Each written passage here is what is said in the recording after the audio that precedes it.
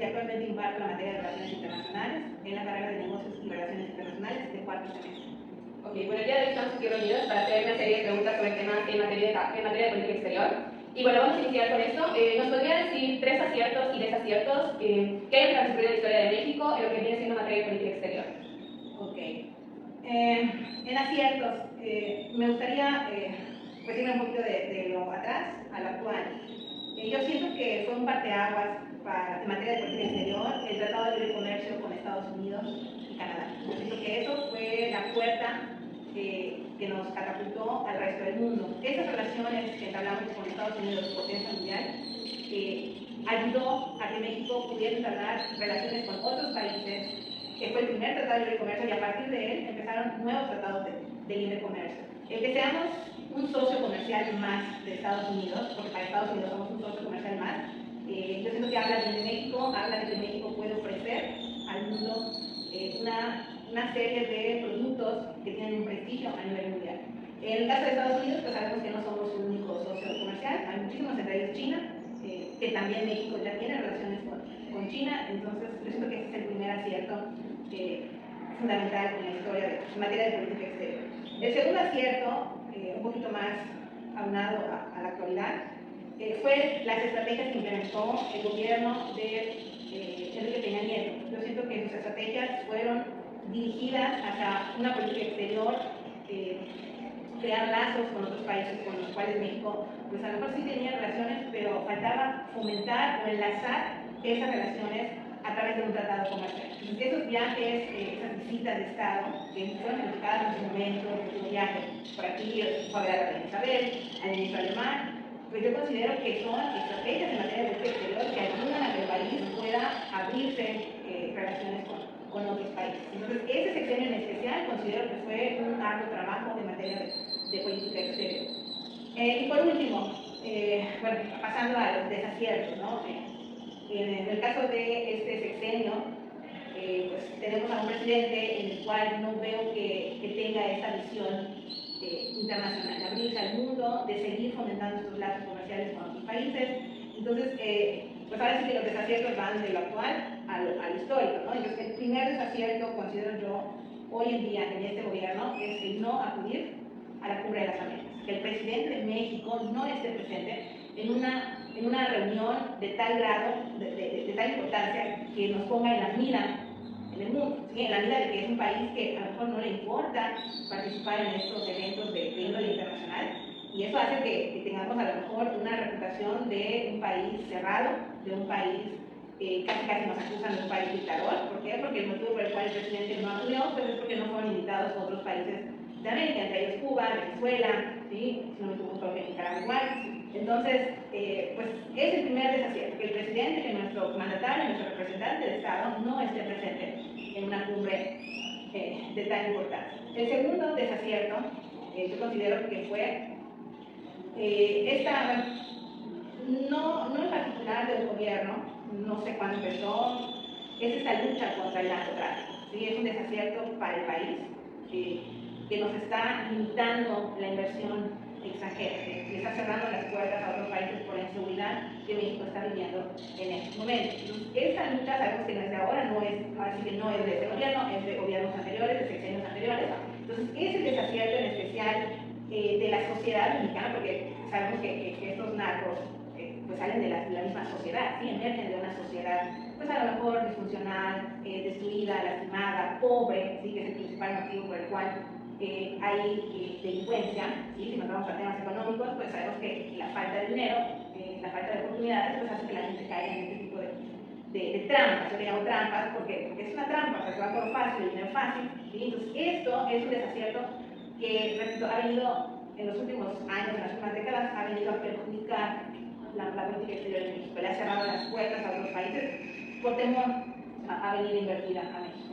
Sí, ahora, pues de lo que acaba de mencionar, de todos estos aciertos y desaciertos, ¿cree que alguno pudo haber tenido otro desenlace? Como usted mencionó lo del gobierno de ahorita de AMLO, ¿cree que algo haya influido, que pudo haber cambiado, que pudo haber mejorado muchas relaciones? Pues considero que, bueno, está sacando la cara el secretario de Relaciones Exteriores, que es el que acudió a esta cumbre. Pues fue una solución, ahora sí que inmediata, porque quién más que mandar al segundo aborto, ¿sí? Al segundo en jerarquías. Entonces, nuestro secretario de Relaciones Exteriores considero que ha hecho un buen trabajo en materia de política exterior. Ha viajado, se ha relacionado con otros funcionarios, con otros presidentes. Entonces, yo considero que va a ser un buen papel en esta cumbre. Ok, ahora con respecto a todos estos puntos, ¿cuál cree que ha dejado más rezago en lo que viene siendo pues, en materia de política exterior? El narcotráfico, totalmente. La corrupción, aunado al narcotráfico, yo considero que es lo que tiene a México atrapado en esta crisis política, económica, social, de todo. ¿Sí? Esto es el principal, algunos autores le llaman una enfermedad. Esa es la enfermedad que está matando a México. ¿Sí? Yo creo que si solucionamos este tema, yo creo que México tendría muchas oportunidades de crecimiento y sobre todo de ser una potencia mundial. México tiene todos los recursos para ser una potencia mundial. Desgraciadamente son recursos mal administrados, son recursos robados, son recursos que no se distribuyen de manera equitativa y eso pues obviamente es parte de una corrupción. El 9 de septiembre de 1931, México ingresó a la Sociedad de Naciones, siendo el expresidente Emilio Portes y su representante ante el organismo. La Sociedad de Naciones es un organismo internacional. Originalmente estaba compuesto por 45 países. Se creó con la Conferencia de París el 24 de abril de 1919. El Pacto de la Sociedad de Naciones se anexó a todos los demás tratados. Su objetivo principal era hacer posible una seguridad colectiva con el fin de garantizar la integridad de todos los estados fuertes y débiles, el arbitraje de los conflictos internacionales y el desarme al finalizar la Primera Guerra Mundial. El Tratado de Versalles creó la Sociedad de Naciones el 28 de junio de 1919. Con el propósito de establecer las bases para la paz, se fundamentó los principios de la cooperación internacional, arbitraje con los conflictos y la seguridad colectiva, concepto que con el tiempo que duró el organismo fue inoperante.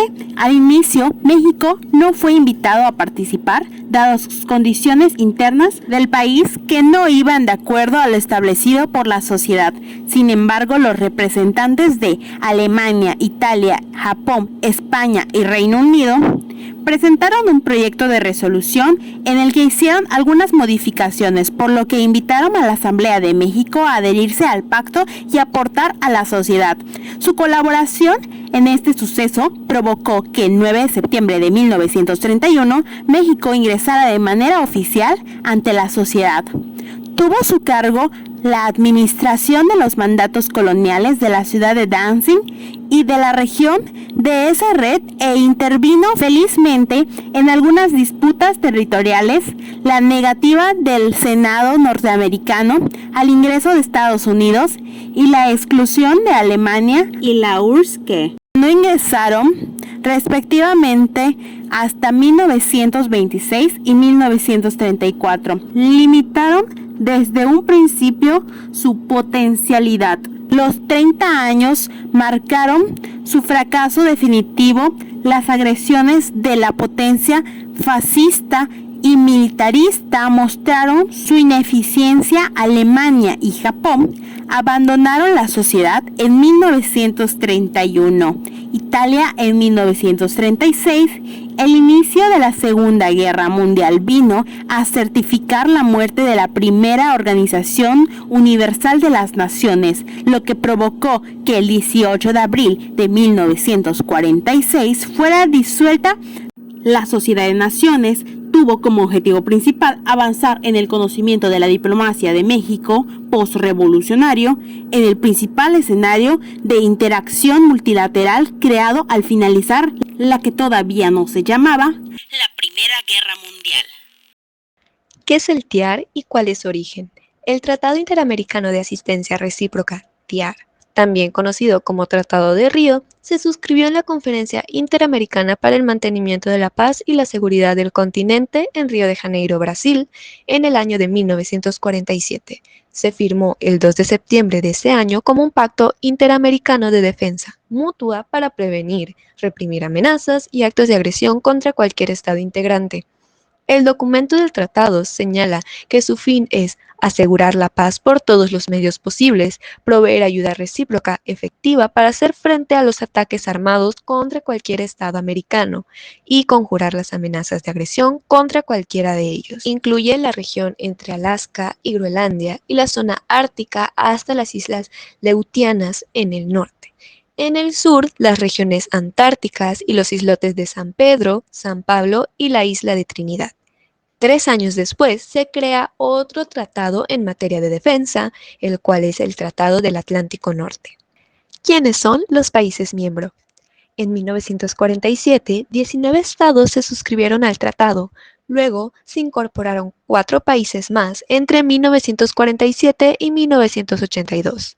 Actualmente forman parte del tratado Argentina, Brasil, Chile, Colombia, Perú, Costa Rica, Estados Unidos, El Salvador, Guatemala, Haití, Honduras, Panamá, Paraguay, República Dominicana, Uruguay, Trinidad y Tobago y las Bahamas.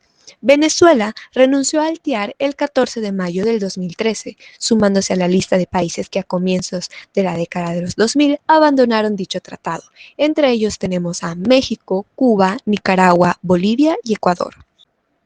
El Tratado de Tlatelolco. Este tratado se firmó en febrero de 1967 en la Ciudad de México, de manera más específica en la zona de Tlatelolco, donde se encontraba el edificio de la Secretaría de Relaciones Exteriores. El nombre oficial de este documento fue Tratado para la Proscripción de Armas Nucleares en América Latina y el Caribe. Un antecedente importante para la redacción de este tratado fue la crisis de los misiles en Cuba, que sucedió entre el 14 y el 28 de octubre de 1962, justo en medio del proceso histórico de la Guerra Fría. Dicha crisis sucedió por el envío de misiles soviéticos a Cuba. Esto provocó una crisis diplomática, la cual casi desencadenó una guerra nuclear entre las principales potencias militares, Estados Unidos y la Unión Soviética. El gobierno mexicano propuso este tratado por medio del subsecretario de Relaciones Exteriores, Alfonso García Robles. Para la redacción del tratado, se conforma una comisión encabezada por el diplomático Jorge Castañeda, quien después sería secretario de Relaciones Exteriores. El tratado se terminó de escribir el 12 de febrero de 1967. 2 días después fue firmado por los representantes de 20 países de Latinoamérica y el Caribe. El tratado entró en vigor el 25 de abril de 1969. A continuación veremos quiénes firmaron este tratado. Con el Tratado de Tlatelolco, los países firmantes se comprometían a no producir armas nucleares. También con ello surgió la Organización para la Proscripción de las Armas Nucleares en América Latina y el Caribe, institución conocida por las siglas OPANAL. Debido a su labor en la creación de este documento, Alfonso García Robles recibió el Premio Nobel de la Paz en 1982, siendo el primer mexicano en recibir esta condecoración. A pesar de este logro diplomático, el Tratado de Tlatelolco ha recibido críticas principalmente porque al haber sido signado este tratado, los países de América Latina y el Caribe estarían más limitados para desarrollar tecnología de guerra, así como de diversificar recursos energéticos o de producir mayor tecnología, mientras otros países con un desarrollo similar como Pakistán o la India se han logrado producir armas nucleares. Asimismo, los logros por la paz alcanzados por este tratado fueron opacados por la masacre de estudiantes sucedida al año siguiente en esta misma zona de Tlatelolco.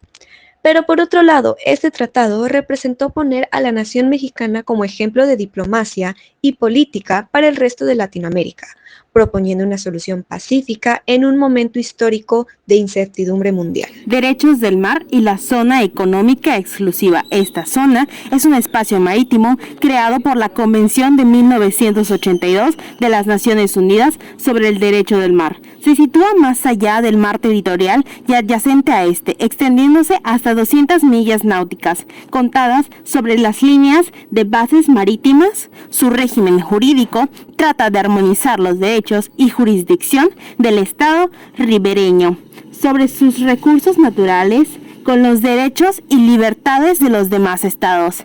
Así, el Estado ribereño que la declare puede ejercer sus competencias para regular la explotación, conservación y administración de los recursos naturales de las aguas y del subsuelo del mar. También tendrá derecho a la producción de la energía derivada del agua y del viento, así como jurisdicción exclusiva con respecto al establecimiento y la utilización de las islas artificiales, instalaciones y estructuras, etc. En esta zona, todos los estados tienen la libertad de navegación, sobrevuelo, tendiendo de cables y tuberías submarinas y otros usos internacionalmente legítimos y siempre teniendo en cuenta los derechos del estado ribereño y además normas del derecho internacional. La aprobación de una Carta de Derechos y Deberes Económicos de los Estados fue propuesta por primera vez por el presidente mexicano Luis Echeverría en el tercer periodo de sesión de la Conferencia de las Naciones Unidas sobre Comercio y Desarrollo celebrada en Santiago de Chile el 13 de abril al 21 de mayo de 1972. La Carta de Deberes y Derechos Económicos de los Estados fue propuesto entre naciones de todo el mundo en respuesta a una situación económica coyuntural cuyas consecuencias habían demostrado ser mayores dentro de los países más pobres. Esta es llamada la Revolución del 3281 en la Asamblea General de las Naciones Unidas. Se llevó a cabo su primera sesión en Ginebra del 21 al 23 de febrero de 1973. Se presentaron limitaciones de tiempo, pero se generó un proyecto de esquema transitorio de acuerdo con la resolución por medio de un informe del grupo de trabajo acerca de la labor realizada en su primer periodo de sesión. A los pocos meses, del 13 al 27 de julio, se celebró el segundo periodo de sesión, donde el grupo de trabajo utilizó el proyecto de esquema como base para sus debates y tuvo en cuenta las observaciones y sugerencias recibidas de los Estados miembros de la Carta.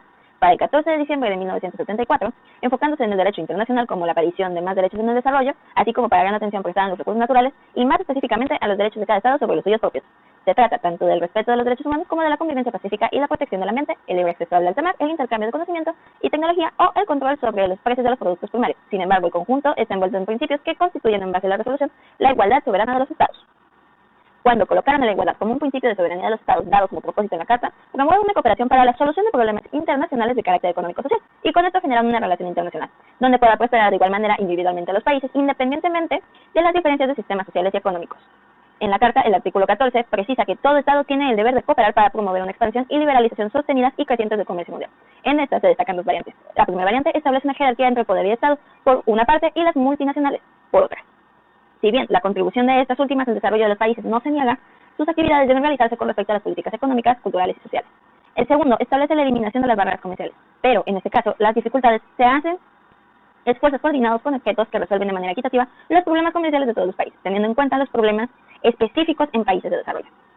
Todo esto se centra manteniendo constante equilibrio con respecto a precios de materias primas agrícolas. La participación mexicana en Contadora.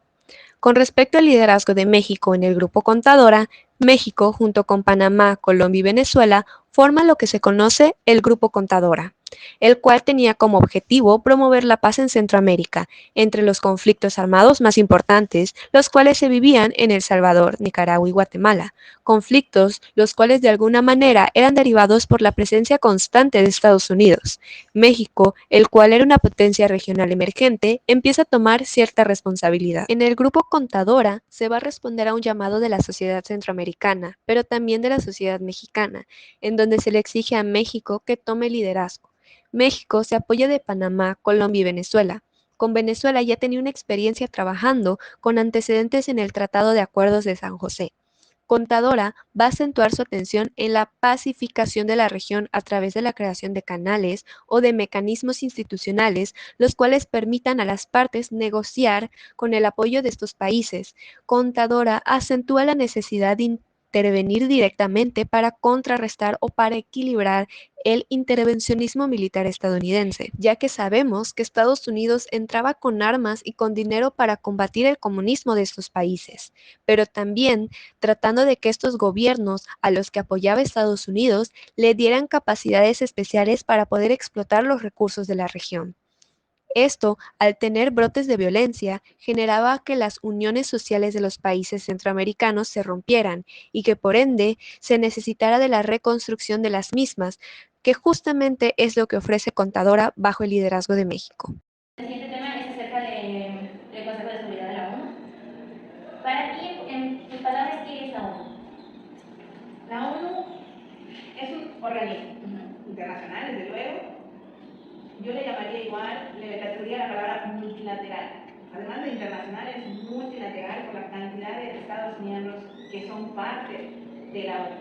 Y su principal objetivo, por la cual es característica la ONU es preservar la paz mundial. Es su principal objetivo. Desde mi punto de vista es una de las organizaciones más importantes del mundo, es la mamá de los políticos. A partir de la ONU se empezaron a desarrollarse otros organismos internacionales, empezaron a formarse otros organismos internacionales que sirvieron, la ONU sirvió como ejemplo para la formación de estos organismos. Hoy en día considero que tiene un papel importante en el desarrollo de los países, ¿sí? De cualquier país, sean potencias mundiales, sean países subdesarrollados, países en desarrollo. La ONU ayuda a este crecimiento no solo de los países, sino un crecimiento global. Hablando de crecimiento, abarcas entonces lo que es crecimiento económico. Exactamente, es un crecimiento en todos los ámbitos. Si lo quieres abordar, es un desarrollo global. En lo que es actualmente, ¿consideras que se ha mantenido la paz que busca la ONU junto con la seguridad de las Naciones Unidas? Bueno, hubieron eventos anteriores a la pandemia que se dio la participación activa de la ONU, no tanto en conflictos bélicos, sino en situaciones de desastres, de riesgo, crisis políticas, en la cual la ONU intervino con su ejército llamado Cascos Azules. Con esa participación activa, te digo, buscó la ayuda, buscó esa paz, buscó dar solución a esos conflictos. Pero hoy en día, con la guerra entre Rusia y Ucrania, no he visto esa participación activa, no he visto una intervención en la cual la ONU busque esa solución pacífica, busque esa mesa de diálogo, esa mesa de negociación, busque esas alternativas para parar este conflicto bélico. Con respecto a los países que están involucrados en la ONU, ¿cuántos conoces que forman parte de este consejo? Tengo conocimiento que son 193 países miembros, unos más antiguos que otros, de hecho se le llaman estados fundadores, y hay estados que se acaban de sumar a este organismo. Desde luego, los países fundadores pues, son países, potencias mundiales, son países que tienen una participación activa a nivel internacional, que tienen un renombre, que tienen un prestigio, y desde luego aparece México. O sea, México es un estado miembro de la ONU y con una participación ahora sí directa en el Consejo de Seguridad de la ONU. ¿Cuáles consideras que podrían ser los principales retos potenciales?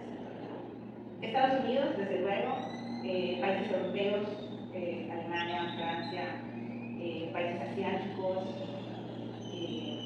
desde luego la participación de países africanos son los últimos que se acaban de sumar. De hecho, uno de los últimos, un poco que Sudán, se acaba de sumar a esta organización. En el caso de México, yo considero que no sé si vamos a hablar de la participación de México en el Consejo de Seguridad. Yo considero que México es uno de los países que se ha notado la presencia no solamente en la ONU, sino a nivel internacional. O sea, México suena en todo el mundo. Considero yo que es uno de los países potenciales y con muchos temas, con muchas áreas de oportunidad que se pueden trabajar a través de la ONU. Entonces, viéndolo de esta manera, ¿qué áreas de oportunidad se han trabajado también con la ONU? Bueno, se van a trabajar, entiendo yo, se van a trabajar áreas de seguridad, desde luego, en materia política, en materia de género, de equidad de género, en materia de la mujer, ¿sí? Desde luego está la pandemia, post-pandemia que le están llamando ahorita. Son temas que ahorita México ha puesto sobre la mesa para poder abordar dentro del Consejo de Seguridad de la ONU. El siguiente tema a tratar a continuación es aspectos importantes de la relación bilateral entre México y Estados Unidos. López Obrador y John Biden sostuvieron un primer bilateral. En la conferencia matutina, el presidente de México hizo un recuento de los temas que abordaron ambos mandatarios: migración, COVID-19 y cambio climático. Tras referirse a Joe Biden como un hombre con sensibilidad, consideró que hubo una relación de amistad y respeto entre ambas naciones y destacó que el objetivo será resolver los problemas comunes. En cuanto a las vacunas contra COVID-19, López Obrador explicó que si bien en la conversación hubo aceptación a su propuesta sobre la necesidad de enfrentar la pandemia y adquirir dosis, que podía afirmar que se logró un acuerdo, aunque tampoco lo descartó. Este 1 de marzo, durante el primer encuentro virtual, Obrador aseguró que no solo los 3.180 kilómetros de frontera, sino también en comercio, los pueblos, la gente, la cultura y la historia. Además, hizo reír a John Biden tras recordar y adaptar una frase histórica. Tan cerca de Dios y no tan lejos de Estados Unidos. A su vez, Joe Biden hizo alusión a la Virgen de Guadalupe y reconoció que no han sido vecinos perfectos, pero cuando ambas naciones trabajan juntas se benefician.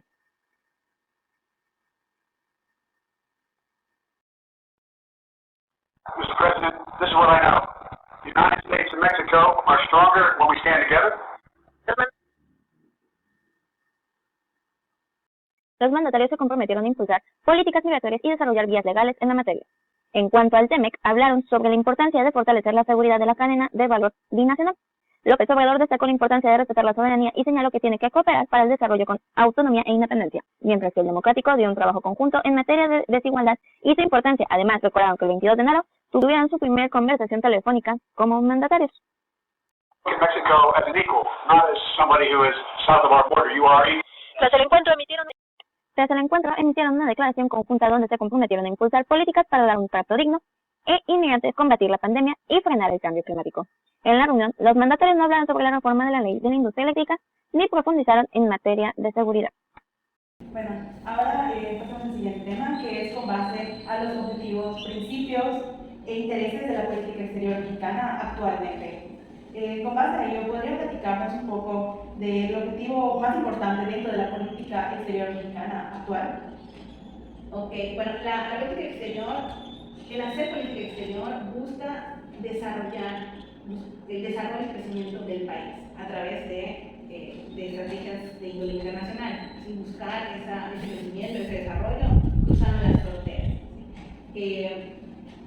Desde luego no hay que perder de vista los intereses del pueblo mexicano, ¿sí? Tiene que preservar la integridad de mexicanos, sus derechos, que ese desarrollo sea benéfico, sea de verdad un crecimiento nacional. Y estas estrategias pues, pueden ser de diferentes materias, diferentes temas, ¿sí? Desde luego está la parte económica, la parte tecnológica, educativa, la parte social, también hemos visto mucho intercambio cultural, desde luego está la parte académica, en fin. Entonces, esta materia o estas acciones que implementa el gobierno, porque el gobierno es el único que hace política exterior, deben de ir de la mano con el crecimiento del país. Bueno, ahora, como secretario de la Política Exterior, pues sabemos que tiene grandes posibilidades de ampliar más los tratados con México, como lo vemos ahora que está en un tratado de México con Inglaterra, con Reino Unido. Entonces, ¿cree usted que el secretario ha realizado buenos trabajos? Bueno, este tratado se buscó a raíz del Brexit, ¿sí? De esta separación de Reino Unido de la Unión Europea. Entonces, México tiene un tratado de libre comercio con la Unión Europea. Entonces, al separarse este estado, de este país, de esa región de la Unión Europea, pues México está buscando esos lazos directos con Reino Unido. En las mesas de negociación, el objetivo principal de estas mesas de negociación es firmar un tratado de libre comercio, es llegar a un acuerdo en la cual las partes pues, obtengan un ganar-ganar, ¿sí? Algo que ofrezca México y intercambien con Reino Unido. Para los trabajos del funcionario, pues considero que sí, las negociaciones se han llevado en buen término. Yo considero que no hay ninguna resolución de conflicto, no hay ninguna objeción, no se ha planteado ninguna negativa por alguna de las partes, entonces yo espero que lleguen a buen término a través de la firma de un tratado de libre comercio. Con respecto a lo que estamos comentando, ¿cree que existen algunas opciones mucho mejor dentro de esta política exterior que se está teniendo? O sea, que si algún funcionario está como que obstruyendo a lo mejor algún tratado o algo dentro de la política exterior.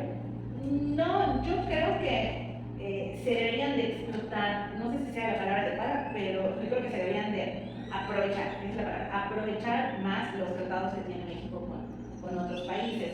Tenemos 12 tratados que yo creo que los podríamos sacar el jugo lo mayor posible, ¿sí? Tratar de retomarlos, tratar de aprovecharlos al 100, ¿sí? Ahorita, si hablamos en materia de política exterior, de los problemas que no les hemos dado solución, está la parte de Centroamérica, la parte de la migración. Yo considero que ese es un problema que se puede abordar. Tenemos el tratado con el Triángulo del Norte, tenemos el tratado tratados con países de Centroamérica, entonces tratar de buscar por ahí una solución a este tema de la migración. Pues sería todo por esta entrevista.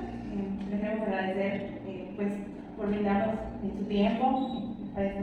Muchas gracias. Gracias a ustedes.